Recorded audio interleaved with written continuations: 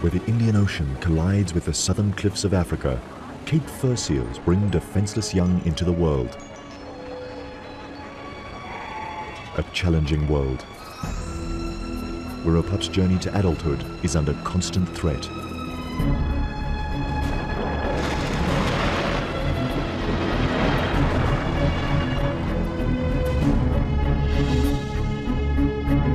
A dangerous voyage of a seal led astray by one of nature's most mysterious migrations, followed by hundreds of hunters, hungry for one of the ocean's most awesome events.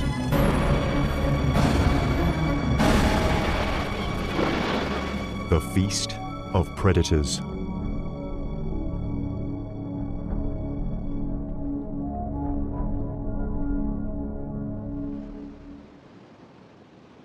Winter on the untamed shores of the wild coast. Here, the calm ocean surface conceals the turmoil stirring in the currents below.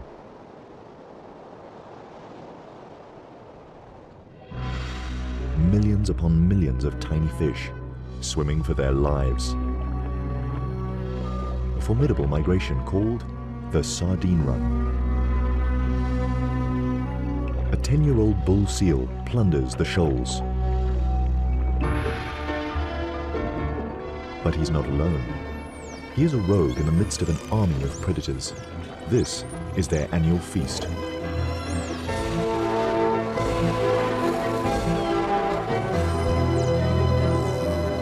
A feeding frenzy of immense proportions.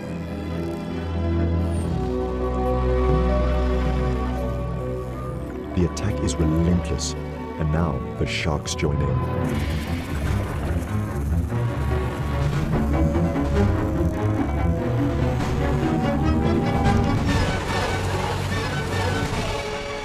Birds plunder from the air.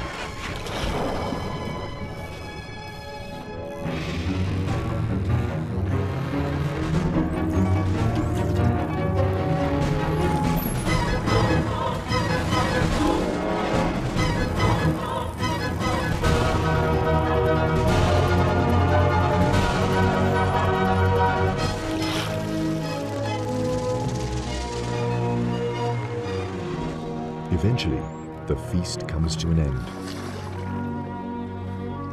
For the bull seal, this was a royal banquet.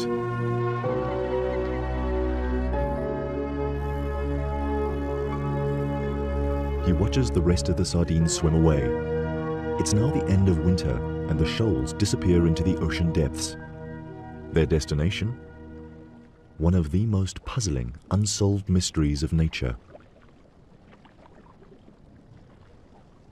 With nothing left to hunt, the predators leave the wild coast. The bull is 1,000 kilometers from home, and so are the gannets. They begin their return trip to their summer breeding colonies in the Cape. Not many seals ever embark on such a long journey. His return home will be a 3-month-long test of endurance. The predators follow Africa's southern shoreline from the subtropical wild coast all the way to the continent's most southern extremity, the Cape. Here, the coast is cooled by the currents and warmed by the African sun, an ideal habitat for birds and mammals that breed on land and feed on the bounty of the sea. The bull's home colony occupies a rocky island off the southern tip of Africa. 500 meters from its shores, he enters the kelp forest. It's November, the beginning of summer, and he joins other bulls returning to mate. But to reach land, they must run a dangerous gauntlet. The half-kilometer wide corridor between kelp forest and the island harbors the most lethal of seal hunters, the great white shark, a calculating predator who's perfected the skills of surprise, ambush, and attack. To get past the enemy, the seals gather in groups and make a sprint for land. The combination of speed and porpoising maneuvers should confuse the attacker.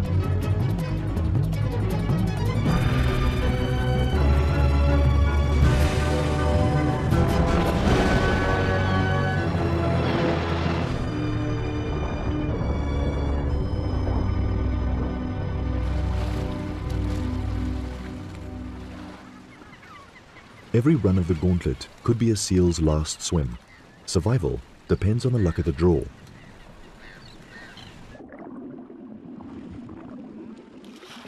This time, the big bull escapes the jaws of death and reaches the shallows.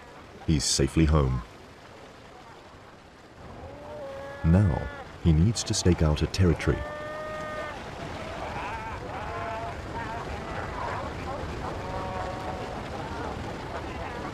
He has the advantage of being the largest bull around, and in a seal colony, size certainly matters. No one dares get in his way. Confidently, he returns to the same territory he held the year before. 25 square meters occupied by 15 consorts. It's a tight and uncomfortable squeeze, and the bull needs to enforce the peace.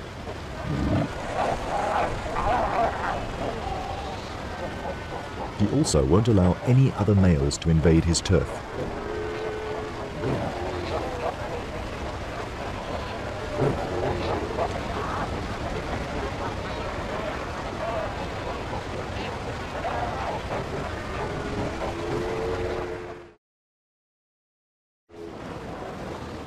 Within a week, territories are defined and the pregnant females prepare to give birth. One of the bull's concubines goes into labor. The contractions come quickly.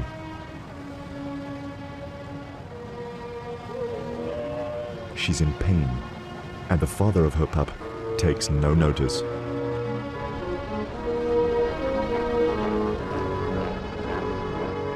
She suffers through almost an hour of labor.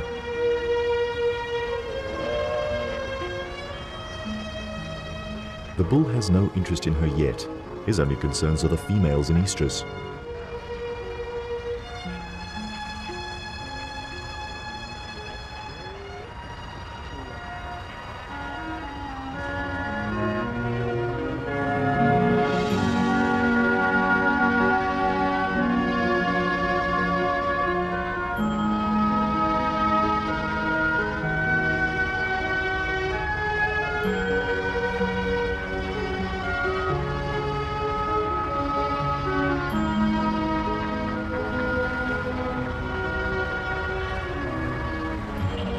His first few breaths, and the newborn commands his mother's attention.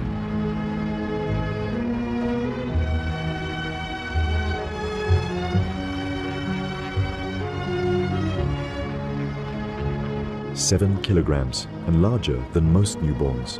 The perfect recipe for a seal that might attempt a journey such as the Sardine Run. But for the moment, his world centers on his mother. Their individual call, smell, and touch develop the imprinting that will bond them for the next 9 months. While Mom rests, he finds his source of milk and figures out how it all works.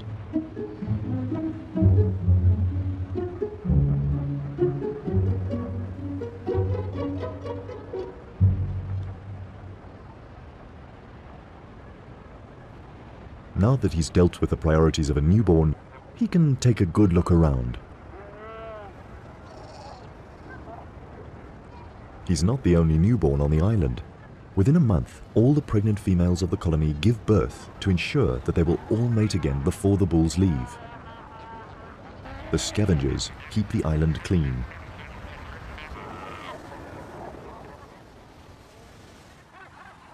The beginning of summer is a busy time of year on the Cape's rocky islands. It's the seabirds' breeding season too. They pair off, mate, and tend to their eggs.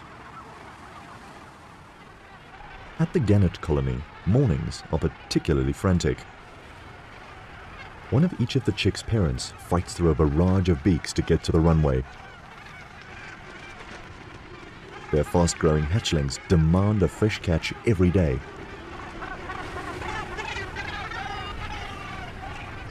Gull parents have it easier. They pick up whatever the tide washes onto the beach, although they're not too keen on sharing.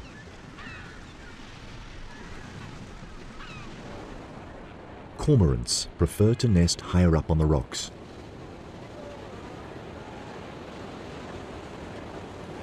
The catch of the day is liquidized and regurgitated on demand. It's a young bird's treat. While the birds feed daily throughout their breeding season, the bulls and mothers go without food through theirs. Oblivious to his mother's fasting, the young pup is quite a handful. He has an adventurous nature. But his mother doesn't let him go far. He protests.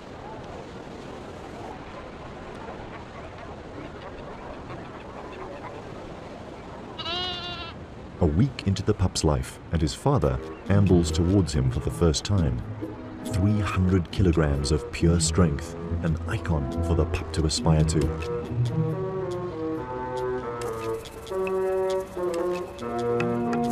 But the bull doesn't even cast the pup a glance. His attention is focused on the pup's mother, now ripe for mating. Driven by instinct, she follows the bull and leaves her pup on his own. So small and vulnerable, yet already abandoned. But she must make the most of the bull's attention and mate before he leaves the island. This is probably the last time the pup will ever see him. Life of a newborn seal is no easy ride. By the end of December, the bull has fulfilled his only paternal duty, impregnating the females with his strong genes. For the next year, he will roam the ocean south of Africa, and perhaps he will follow the sardine run once more.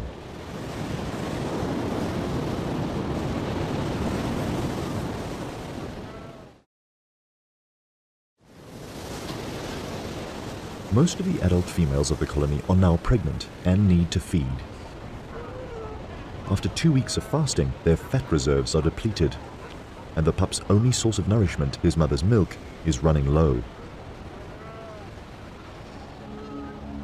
Following her is not an option, and if she doesn't return within the next 5 days, he will die of starvation. Abandoned first by his father and now by his mother, life is not looking good for the pup.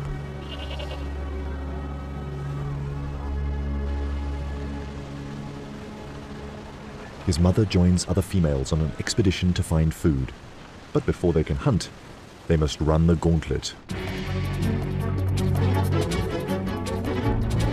Once again, the cunning stealth of the great white shark is measured against the lightning reflexes of the seals.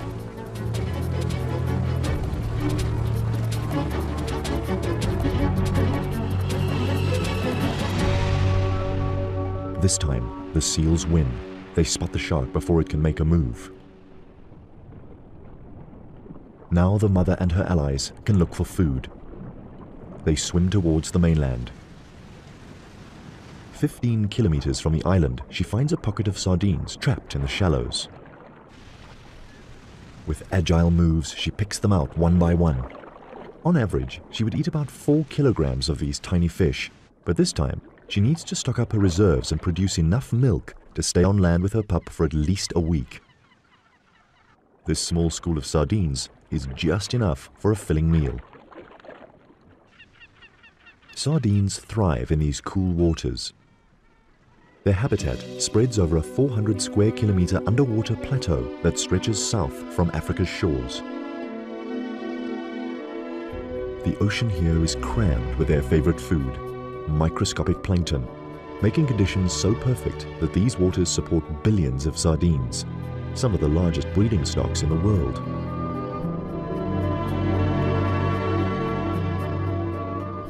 And the secret to their success? Flood the waters with an oversupply of eggs, a vast majority of which do not hatch. But those that do develop quickly, and within 4 days they hatch into larvae. They're plankton size now, bottom of the food chain, and even eaten by their own kind. Over 4 months, they transform into fish-shaped juveniles that can swim and shoal, 4-centimeter long fingerlings, no better off in the food chain than when they hatched. And and even when they reach adult size, they'll still be pursued by larger predators. But to catch a sardine, the predator has to be as agile as the fish. Mammals that hunt in water require custom-built features to capture their prey. Seals can remain underwater for over 10 minutes by slowing their heart rate and storing oxygen in their blood rather than in their lungs.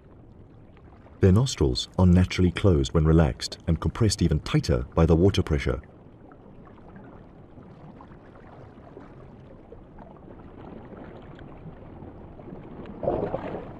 While catching food, no water is swallowed either, because throat muscles close the gullet.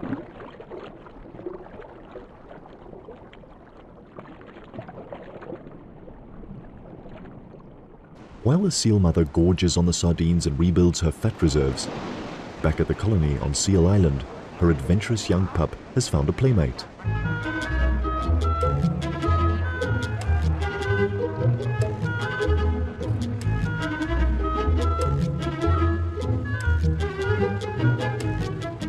The two make a mischievous pair, innocent of the fact that the gull has a lethal beak that could inflict a serious injury.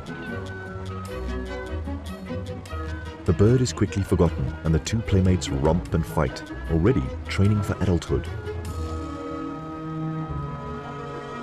By midday, most adults laze in the sun, or sky point, a comfortable pose for a seal. And if adults do it,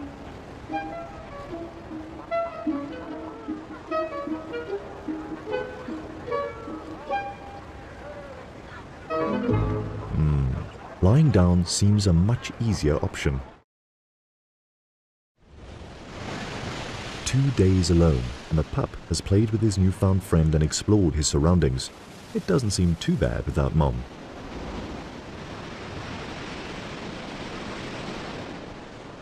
By the third day, he starts to get hungry and explores the shore in search of something to eat. But kelp is no mother's milk. Maybe being home alone is actually not that much fun. So many females. Surely one of them could be Mom.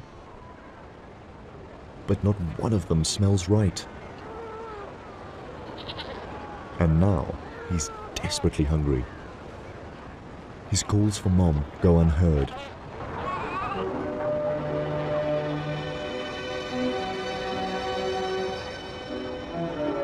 Then he finds a source of milk from a female suckling her pup, and he tries to sneak in for a drink.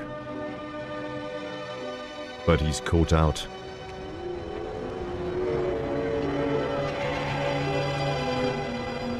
Mothers don't tolerate strange pups. This adventure is becoming dangerous. Then he wanders too close to another hostile mother.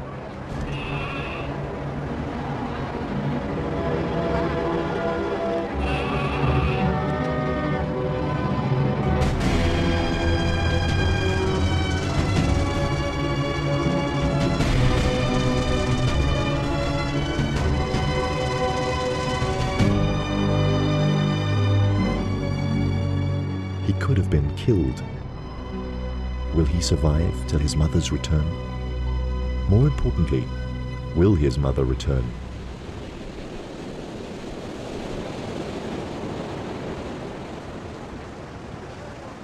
The 5th day starts with all the promises of summer and the safe return of the mother to Seal Island. But she has no way of knowing if her pup has survived. The shore looks like a killing field.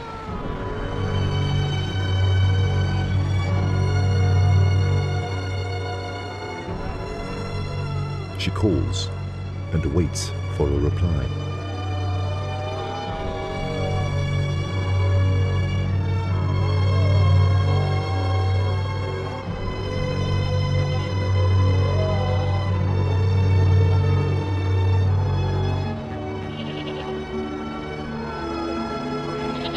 And then a familiar cry.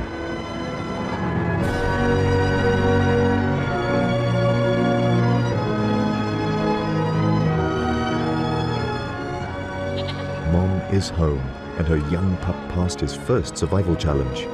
Now, he doesn't let her out of his sight.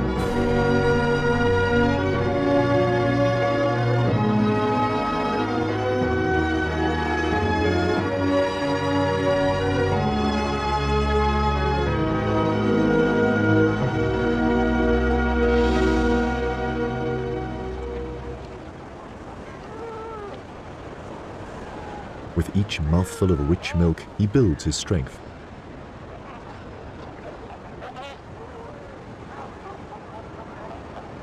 But a healthy body is not enough to survive to adulthood. He will need to become shrewd and agile to keep out of trouble and find his own food, all talents that he still has to develop.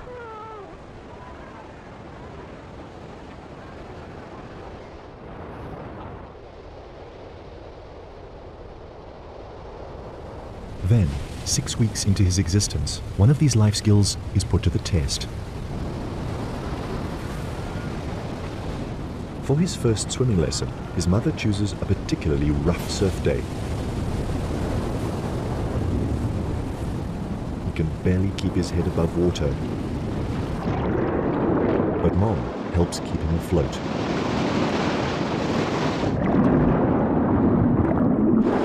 It's a tough lesson to learn, but vital for his progress. Eventually, he begins to get the hang of it. A last wave to help him ashore, and the lesson is over. From here on, he needs to perfect these skills, and then perhaps take on a bull's most grueling test, the 1,000-kilometer journey of the Sardine Run. Only time will reveal his true colors.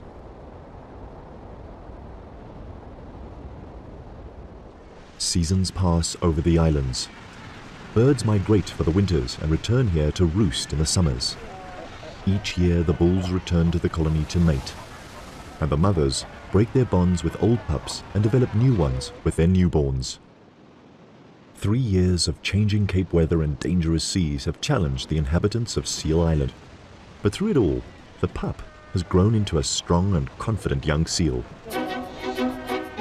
He dominates over his peers, showing all the signs of having inherited his father's supreme genes.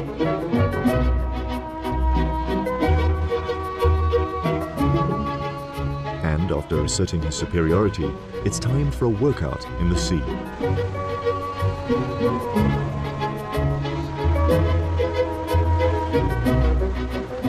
These games quicken his reflexes and improve his speed and agility. Moves that will prove vital in avoiding the jaws of a great white. All skills needed for a fine-tuned hunting ability.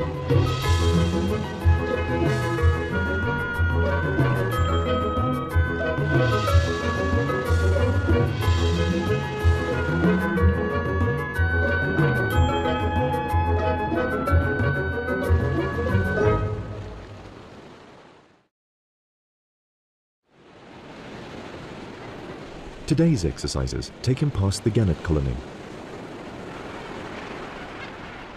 It's February, and the fledglings are learning to fly. But perfecting the laws of aviation is no easy feat. The flounder and gannets attract the young seal's attention.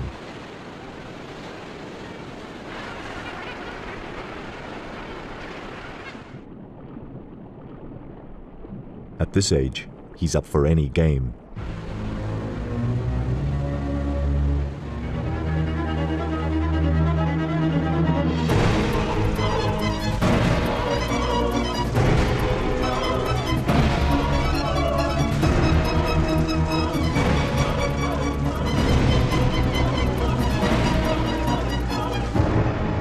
A harmless game turns into a calculated killing.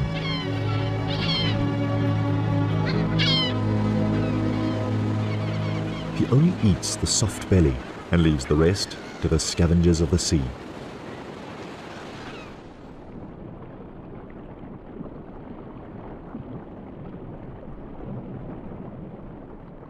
Such a cruel act, and the young seal proves to be a serious contender in the passage to adulthood.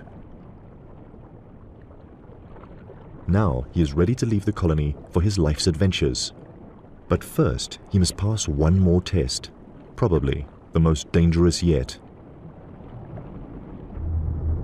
Sneak past the great white sharks, the ever-present menaces that patrol the channel next to the island. Patient, vigilant, and always hungry.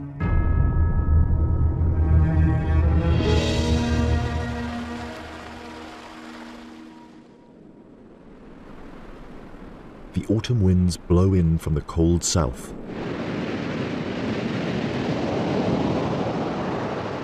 They alter the flow of the surface currents. And suddenly, the sharks turn their attention away from the seal colony. Their acute smell picks up a new scent coming from the open ocean, an irresistible odor to a shark. Rotting mammal meat, the carcass of a southern right whale. 60 tons of floating meat and blubber, enough to feed all the great whites in the area. When an easy meal like this comes along, they're first at the banquet. Despite the great white's extraordinary hunting ability, second only to the killer whale, they are not above scavenging. They all share the carving up of the whale. This will keep them busy for at least 4 days.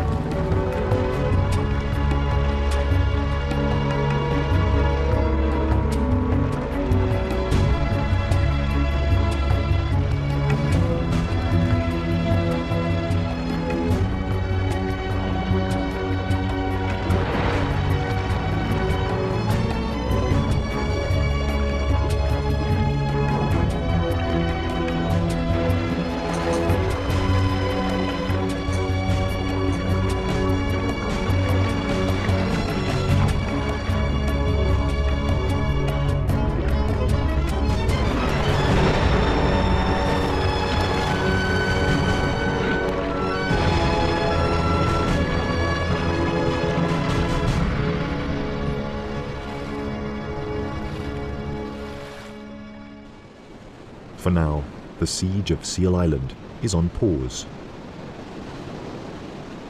And seeing their chance to sneak past unnoticed, the young male and his peers make a dash for the open sea. Their escape coincides with the onset of winter, which brings one of the biggest changes of the year to the Cape of Storms.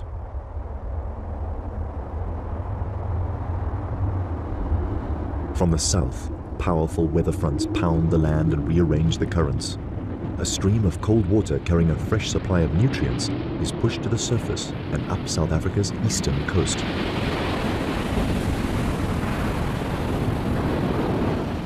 Now the sardine's ideal habitat expands from Africa's southern tip, 1,000 kilometers northeast, past the cliffs of the wild coast and all the way to Durban's subtropical shores. This is the winter countercurrent that lures 2-year-old sardines to begin one of nature's most impressive marathons, a mass migration of millions upon millions of fish. But in their quest to reach these alluring feeding grounds, they leave behind a trail of body fluids, an invisible oil slick with a powerful smell. An appetizing aroma for those who find the sardines a trophy worth pursuing.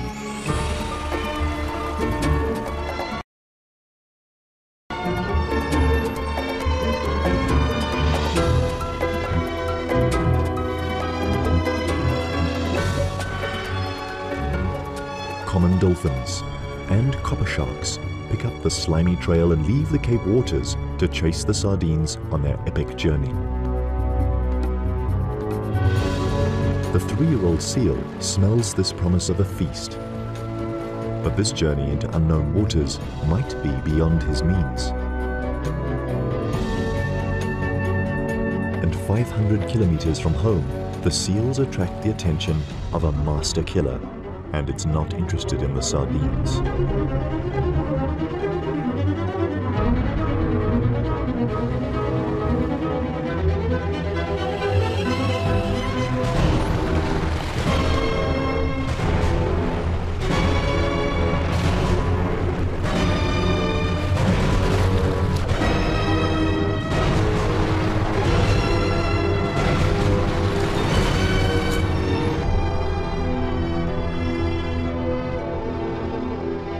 The 3-year-old seal gets away with a minor scrape and takes refuge with his peers on the reef below. Another triumph over one of life's challenging tests. Now he keeps a low profile, but the longer he waits here, the greater the distance between him and the traveling sardines. Even gannets that left the Cape to follow the same silver shoals now overtake the seal. The cold current from the south guides the sardines further up South Africa's east coast.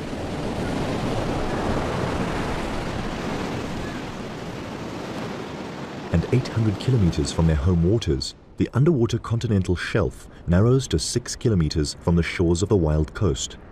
This forces the cold current from the south closer to land.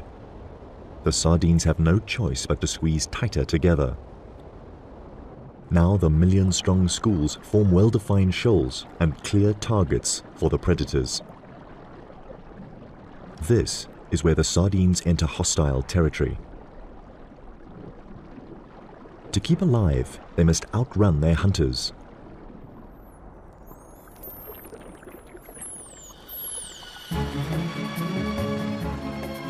The common dolphins unite into a superpod.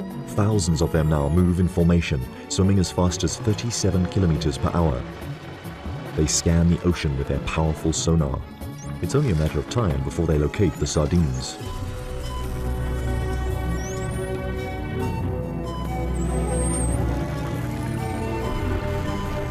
Immediately, the little fish employ their best defense tactic: form an enormous mass that constantly changes shape, size, and direction, designed to confuse and elude the attackers. But the dolphins are too smart for that.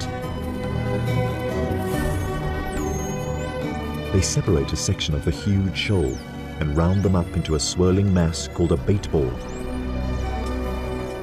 The dolphins let the rest of the mother load swim away.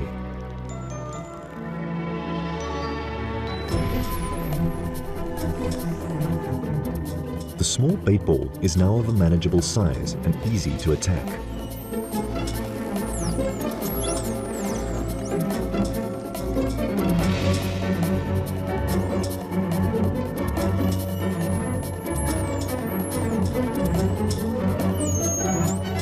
By the time the dolphins have prepared the banquet, the copper sharks arrive to share the feast.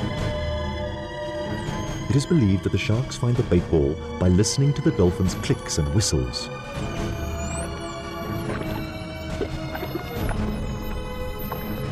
Disregarding their mammal counterparts, they plunge in immediately.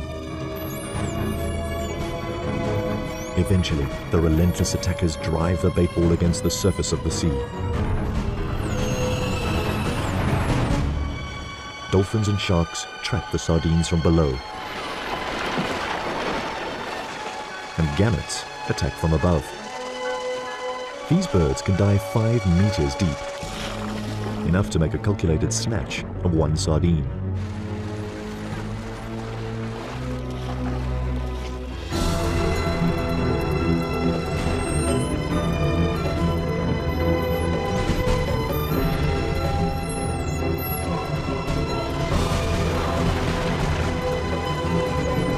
What started as an organized dolphin operation turns into a confused feeding frenzy.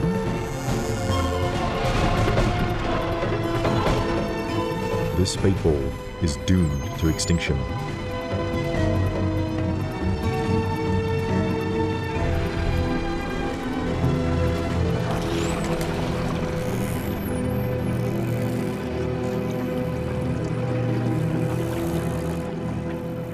Eventually, all that is left is a gang of predators hungry for more.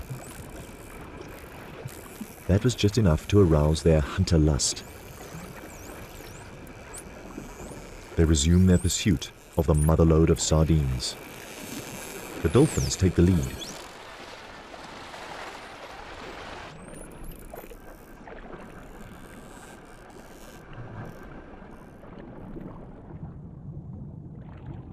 A 100 kilometers behind them, the 3-year-old missed the entire baitball event while avoiding the great white's jaws. But he survived and is on the move again. If he swims fast enough, he'll catch up with the action.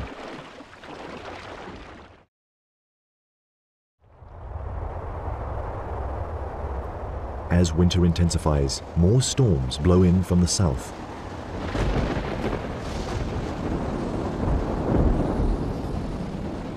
An inconvenience for the seals. They're not fond of heavy seas.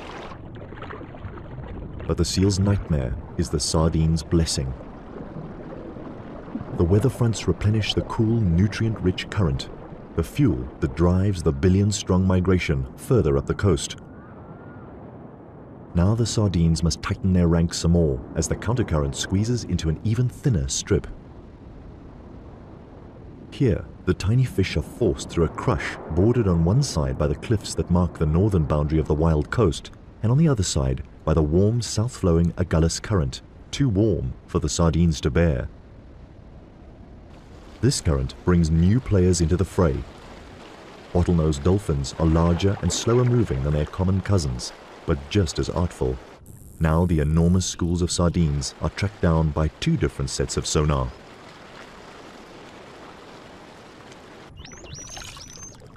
More heavies join the ranks of hunters, dusky sharks.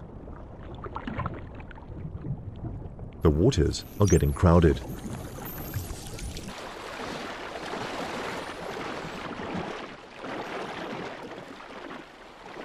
"10 kilometers behind the gathering predators, the young seal and his peers are back on the trail of the sardines.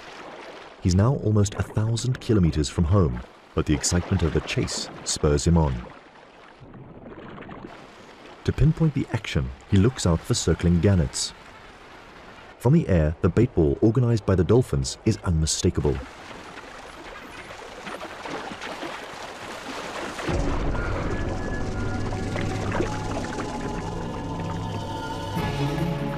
Millions of sardines trapped behind invisible sonic walls emitted by the circling dolphins. Common and bottlenose dolphins work together. They alternate between patrolling the outer rim and plundering the loot.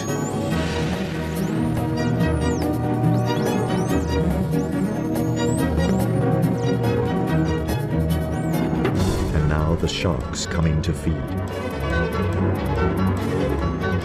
The smaller copper sharks dart quickly in and out of the baitball.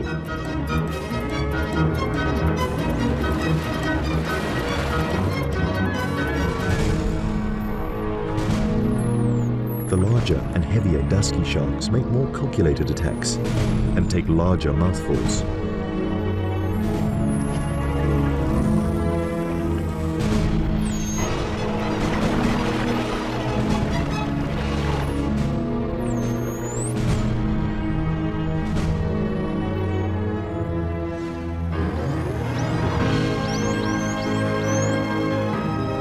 And finally, the 3-year-old seal, like his father, a pirate among the raiders.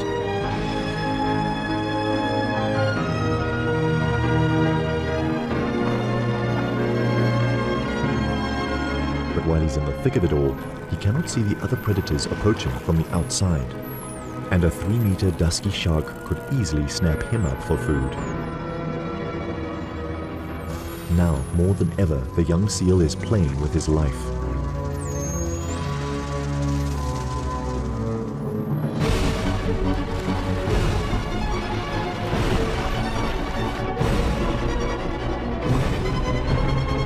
Inevitably, the manic feeding rage produces a casualty. Below, the predators continue their relentless attack. This is a spectacular underwater assembly of predators united to decimate the ranks of the enormous baitball. a brigade of 1,000 dolphins, the masterminds behind it all. A battalion of over 200 sharks that take advantage of the dolphins' clever work. Mobbed from the air by hundreds of gannets.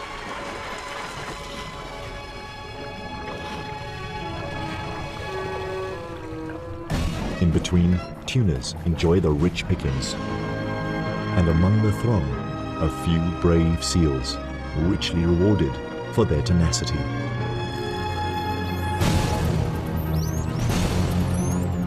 For the hunters, there is no better feast, a unique feast that only occurs once a year, here in the waters of the Wild Coast.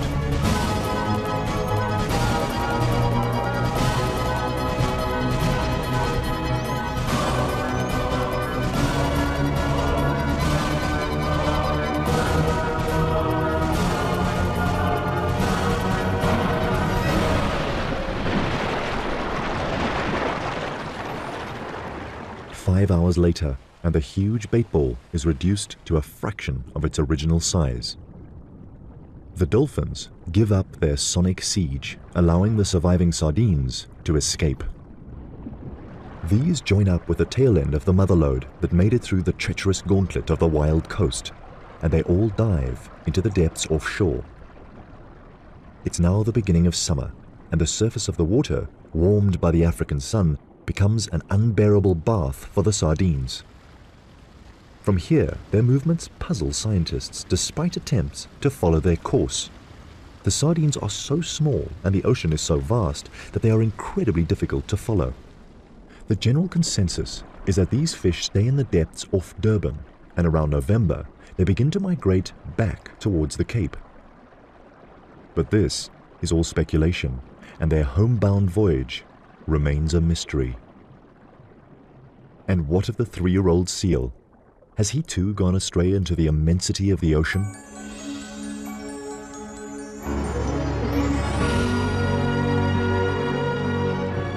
During his short life, he completed a dangerous mission, but now he needs to accomplish a more important voyage, the one to adulthood.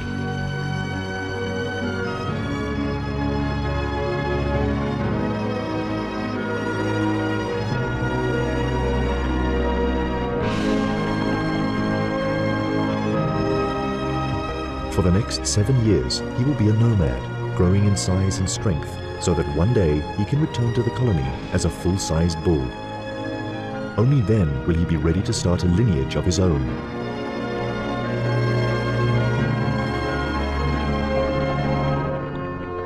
And in this world, breeding is the supreme purpose of nature.